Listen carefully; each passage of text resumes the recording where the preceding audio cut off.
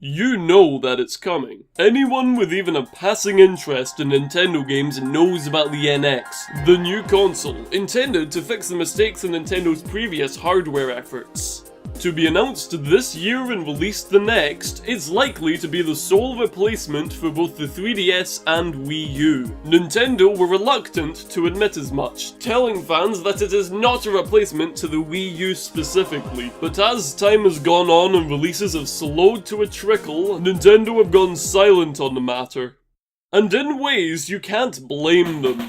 The current generation has not been favourable to Nintendo, and though the 3DS is leaving the generation as a success, it's still a far cry from the runaway success of the Wii and DS before it. I don't think the Wii U's performance needs an introduction. It makes sense that Nintendo would want to move on as soon as possible. Well, that's what we thought, until the recent Nintendo Direct. After months of silence, Nintendo announced a 3DS-based Nintendo Direct for the 1st of September, making it clear that the NX would not be mentioned. Most people expected a recap of the final games that the 3DS would be receiving before the NX next year, such as Pokémon Sun and Moon and Metroid Prime Federation Force. In fact, the latter wasn't even mentioned, because they managed to fill the half-hour Direct almost entirely with announcements of new games. For at least half of the Direct, we saw brand new games revealed. Pikmin for 3DS, Mario Sports Superstars, new Street Pass content, Tank Troopers, and the new Legend of Zelda amiibo all stole the show. This suggests that, against common belief, Nintendo isn't quite ready to leave the 3DS behind, even if they're likely saving their big games for the NX. Very curious, however, were the 3DS ports of Super Mario Maker and Yoshi's Woolly World. They join Hyrule Warriors and indie game Runbow as Wii U exclusives now no longer exclusive to the platform. In the case of Nintendo's first-party offerings, these games were made as part of their strategy to sell more Wii U's, but it's clear now that supporting the 3DS library has taken priority. And there we have the perfect post-mortem for this generation. Both consoles had a very slow start. Nobody really understood the finicky 3D gimmick of the 3DS. And many people theorized that the prevalence of smartphones made handheld gaming obsolete. Only 5 months after its launch, a price cut was announced, taking the price of the original system down from $250 to $170. If we put aside the poor job of compensating early adopters, it was an impressive example of cutting losses. Nintendo only sold 3DS systems at a loss for about a year, until things returned to normal for the company.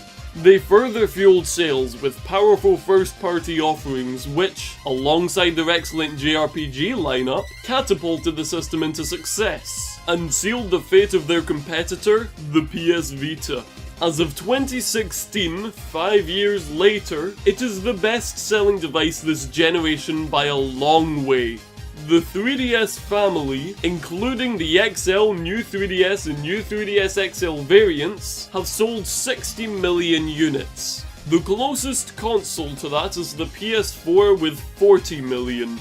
It is clear that Nintendo wants to end the 3DS's legacy with a bang, bringing brand new games as well as big releases from the Wii U onto the system, to benefit as much as they can from its large install base.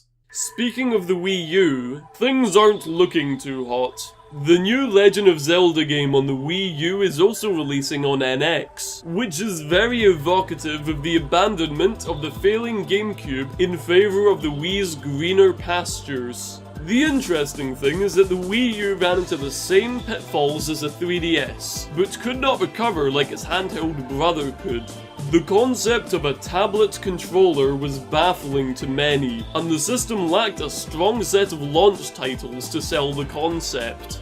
The exclusives that were made to sell the system helped to improve matters, but not enough. There are several factors that explain this difference. Though the concept of 3D on a handheld may have not been fully understood, and though the name was confusing, Nintendo did their best to explain that it was a new system. The Wii U, on the other hand, did not.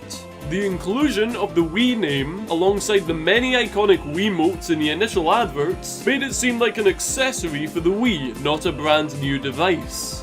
Though dedicated gamers were aware of what the Wii U was, they alone cannot make a console a success. Nintendo had previously abandoned the average gamer in favor of the casual market with the Wii, and this had long-term consequences. When casual gamers didn't understand what the new console was, and the average gamer wouldn't even consider the casual Nintendo console in favor of Microsoft or Sony's offerings, the remaining audience for the Wii U was a small niche of dedicated Nintendo fans. This meant that third-party support for the Wii U was low.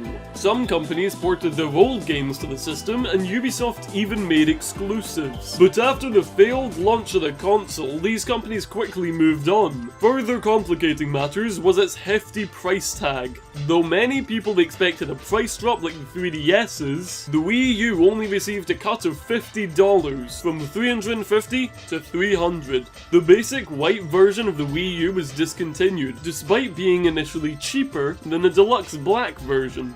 And why could they not make it cheaper? The gamepad. Last year, we saw just how much more expensive the gamepad made the system when they started being sold separately in Japan. Converted from yen, the gamepad costs over $100 to make.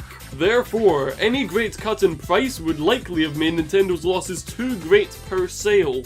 While the 3DS sits at a comfortable 60 million units sold, the Wii U sits at a meager 13 million, only narrowly outstripping the ill-fated Dreamcast. The Wii U was a failure, and is most likely going to end this generation as Nintendo's worst ever performing console. Naturally, Nintendo is not eager to repeat their previous mistakes, and they're making it clear that the NX will be a step forward. Key members of Nintendo are emphasizing that the concept of the NX will be made clearer to consumers, and that it will have a strong first and third party lineup at launch. Whether this is the case remains to be seen, but the recent Direct is clear evidence of Nintendo saving their biggest games for their next hardware venture. By porting Wii U games to the 3DS, they can keep the 3DS in the mind of gamers until the NX launches. And when it does, they won't have squandered their big titles on old hardware. The question now is if the NX will start as the 3DS ended,